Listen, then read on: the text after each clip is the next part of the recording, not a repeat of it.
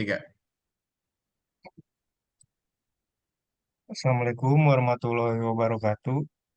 Perkenalkan kami dari kelas IF 4512 dengan kelompok yang beranggotakan Valens Christian Yosua dan Anggara Abdurrahim. Nah, di sini kami akan mempresentasikan tugas pengganti UAS keamanan cyber kami.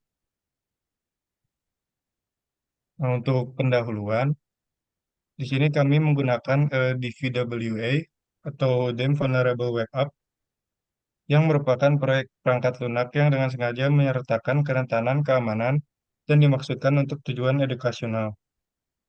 Nah, tujuan utama dari DVWA adalah untuk membantu profesional keamanan untuk menguji keterampilan dan alat mereka di environment yang legal. Nah, yang pertama kita lakukan terlebih dahulu adalah menginstal DVWA-nya. Nah, ini adalah proses instalasinya secara berhasil, lalu menyeting DVWA-nya dengan tingkat kesulitan medium.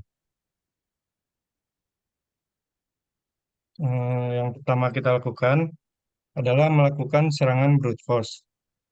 Nah, ini adalah untuk source code-nya. Lalu untuk vulnerability-nya, yang pertama, kata sandi yang dihas menggunakan MD5. Nah, karena kata sandi dihas menggunakan MD5 yang cenderung mudah dibobol dengan serangan brute force, potensi untuk menebak kata sandi dengan mencoba semua kemungkinan kombinasi meningkat. Lalu yang kedua, tidak ada pembatasan percobaan login. Nah, ini membuat sistem rentan terhadap serangan brute force, di mana penyerang dapat mencoba ribuan atau jutaan kombinasi kata sandi. Lalu yang ketiga, lama waktu tunggu yang tetap setelah gagal login, yaitu selama 2 detik. Nah, ini tidak efektif untuk melindungi terhadap serangan brute force yang dapat melibatkan jeda waktu yang lebih panjang antara percobaan. Lalu yang keempat, MD5 sebagai target brute force. Ini karena sifatnya yang cepat dan dapat diprediksi. Lalu kita melakukan serangan. Yang pertama kita lakukan adalah menentukan metode yang mengambil password dari file dan mengembalikan list. Nah, lalu kita perlu menentukan metode yang akan mengirimkan kredensial. Kami memilih untuk membuat URL dalam fungsi ini dengan meneruskan parameter dalam kamus, karena ini akan membantu kita di level terakhir. Nah, ini berikut untuk kodenya. Terakhir, pada fungsi utama, kita perlu mengirimkan kredensial hingga kita tidak mendapatkan respon yang tidak mengandung output incorrect password. Nah, kita akan melakukannya dalam perulangan for sebagai berikut ini. Lalu hasil dari script tersebut, ketika kita mencoba dengan username admin, adalah seperti berikut. Akan menemukan passwordnya. Lalu selanjutnya kita melakukan serangan command execution. Nah, ini adalah source code-nya. Lalu untuk vulnerability, yang pertama, penggunaan input pengguna langsung pada komen. Nah, nilai dari variable target langsung digunakan dalam fungsi shell exec untuk membuat perintah sistem tanpa validasi yang memadai, sehingga kita dapat memanipulasi input untuk menyisipkan perintah tambahan, mengakibatkan eksekusi perintah sembarang di server. Lalu yang kedua, pendekatan blacklist yang tidak lengkap. Kode ini mencoba menerapkan blacklist untuk menghapus karakter tertentu, yaitu tanda dan titik koma. Tapi pendekatan ini tidak lengkap, sehingga memungkinkan karakter atau teknik lain untuk melewati filter tersebut.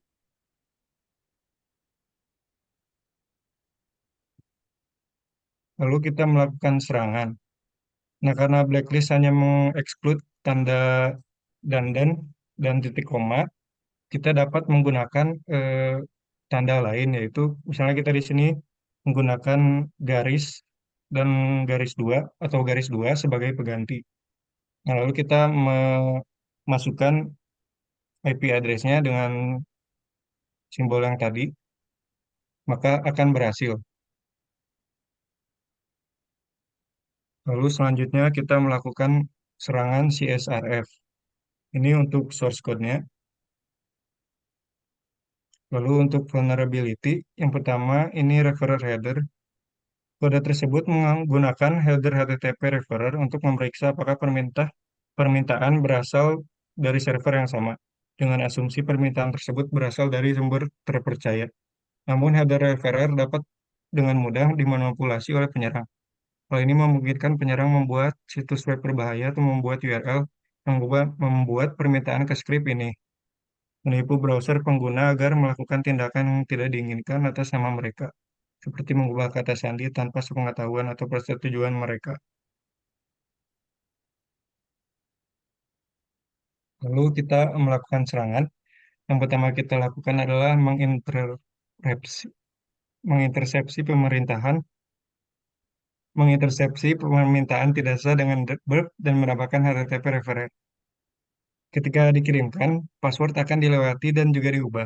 Di sini kita bisa memantau melalui burp suite. Dapat dilihat setelah dikirimkan terbaca seolah-olah kita telah mengubah kata sandi yang masuk tab CSRF meskipun kami belum melakukannya.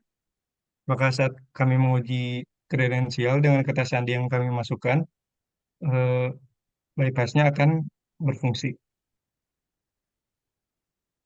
Lalu selanjutnya kita melakukan serangan file inclusion. Nah, ini untuk source code-nya.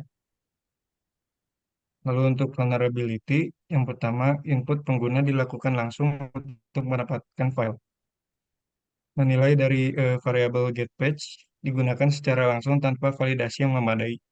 Penanganan input yang tidak memadai dapat memungkinkan serangan file inclusion di mana penyerang dapat mencoba menyisipkan path atau file sembarang, termasuk file yang tidak seharusnya diakses. Lalu yang kedua, pembersihan input tidak cukup. Meskipun ada upaya membersihkan input dengan menghapus beberapa substring seperti HTTP yang dengan slash kiri, pendekatan ini tidak cukup aman, di mana kita dapat menggunakan encoding untuk menghindari pembersihan tersebut.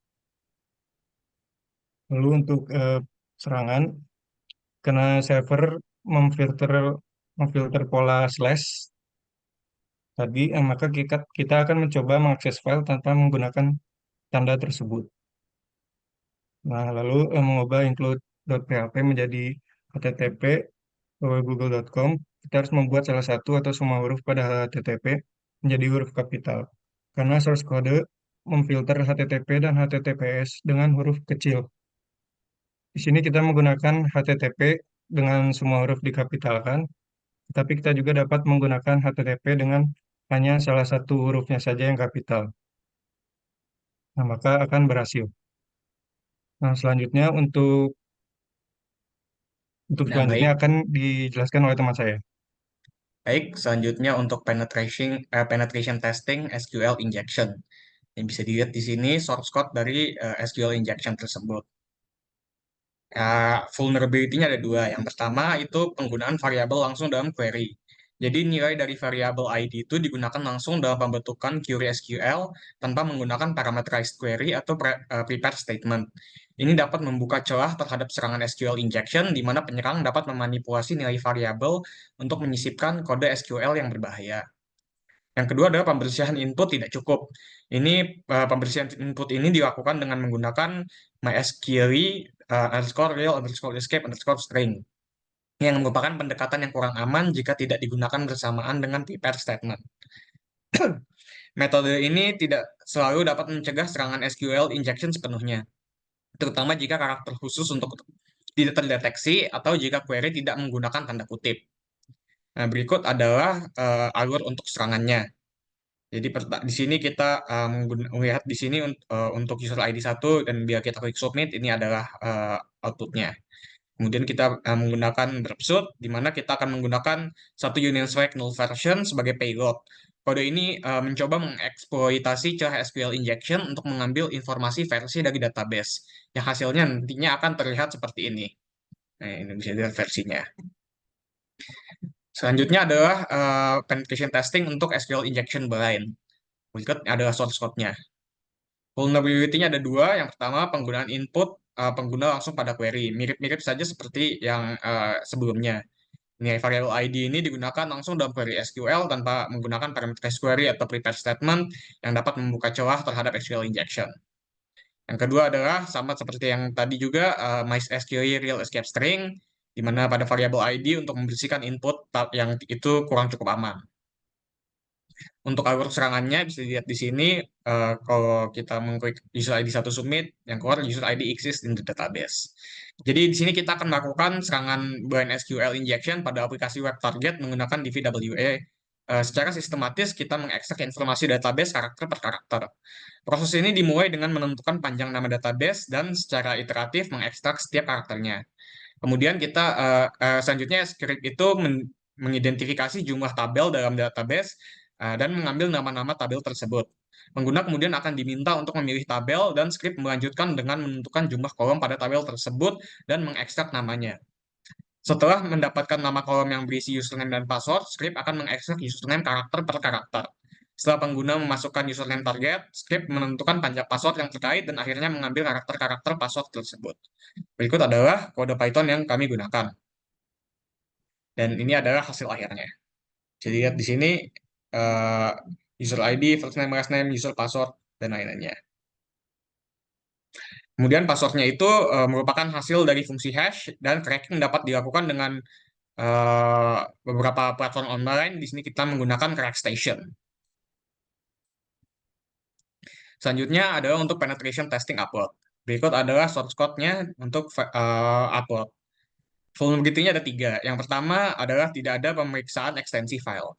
Jadi kode yang di atas itu tidak memeriksa ekstensi file untuk memastikan bahwa file yang diunggah sesuai dengan jenis file yang diharapkan, yaitu JPEG dan atau PNG.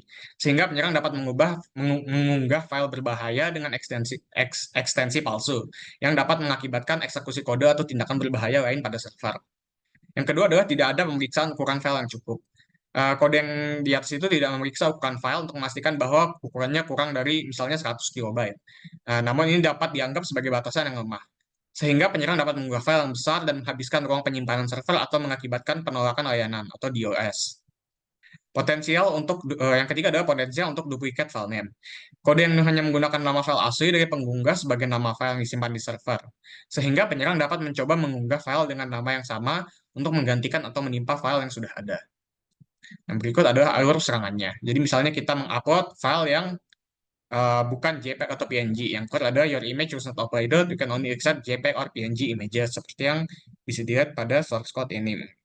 Nah, image, JPEG, image PNG. Jadi di sini kita menggunakan lagi browser. Jadi dapat dilihat bahwa ketika kita menekan tombol send, kita akan menerima error message your image was not uploaded. Bisa dilihat di sini kotak merah. Nah, kemudian jadi kita untuk mengatasinya kita akan mengganti application/xphp di sini dengan image slash JPEG di sini.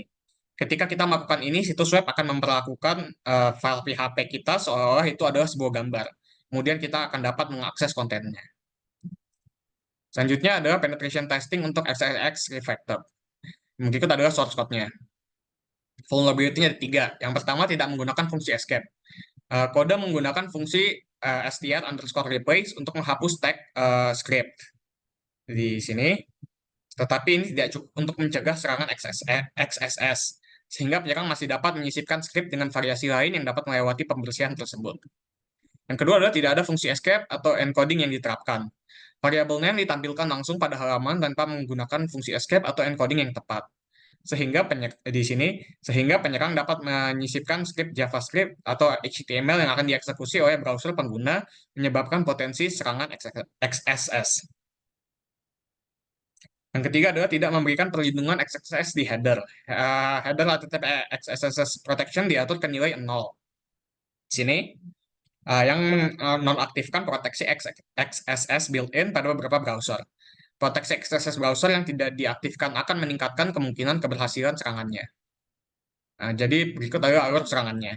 Di XSS refactor terdapat sebuah form inputan dengan pertanyaan what's your name. Di sini kami akan ketikkan nama lalu submit. Di sini, maka hasilnya terdapat teks tambahan hello apa yang kita input. Misalnya kita input namanya Angga, jadi hello Angga. Form ini dapat dimanipulasi karena menggunakan scripting. Di sini kami akan menggunakan JavaScript dengan fungsi alert, script alert type script. Tetapi bisa dilihat hasilnya gagal. Di sini hack. Tapi jika kita lihat source code-nya itu hanya menggantikan script pertama dengan script kosong. di sini. Jadi jika kita mengganti salah satu huruf dalam script, misalnya saya mengganti S-nya itu menjadi S kapital. Jadi script dengan S kapital, maka akan berhasil di sini. Bisa dilihat sudah di-hack. Dan yang terakhir adalah penetration testing untuk XSS store. Berikut adalah source code-nya. Vulnerability ada tiga. Yang pertama, sanitasi tidak memadai untuk nama txt name. Penggunaan string replace dan MySQL real escape string untuk membersihkan input nama variabel itu tidak cukup untuk mencegah serangan XSS store. Penyerang masih dapat menyisipkan script atau tag HTML dengan berbagai cara untuk menjalankan serangan XSS store. Yang kedua adalah sanitasi tidak memadai untuk pesan, NTX message. Meskipun ada beberapa upaya sanitasi, penggunaan strip text, add slashes, dan HTML special chars mungkin masih kurang untuk mengatasi semua kemungkinan serangan XSS. Penyerang dapat mencoba teknik yang memanfaatkan celah sanitasi untuk menyisipkan script berbahaya. Dan yang ketiga adalah penggunaan fungsi add slashes. Fungsi add slashes digunakan untuk sanitasi untuk pesan, tapi ini tidak sepenuhnya aman untuk mencegah serangan XSS. Penyerang dapat mencoba melewati sanitasi ini dengan menggunakan karakter atau teknik yang dapat mengakali add slashes. Berikut adalah alur serangannya. Jadi untuk XSS start ini hampir mirip dengan XX reflected yang tadi sudah dibahas. Hanya saja di sini ada tambahan message. Jadi name sama tapi ada tambahan message di sini.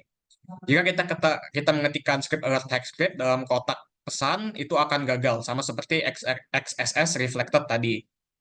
Di sini.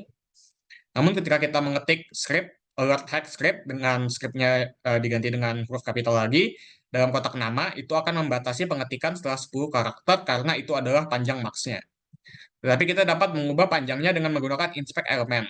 Di sini kita akan mengubah panjang maksimal menjadi 100 karakter. Bisa lihat sini max length 100. Lalu kita bisa mengetik script alert hack script dan hack akan berhasil. Sama seperti yang tadi. Sekian dari kelompok kami, akan ditutup oleh teman saya Anggara.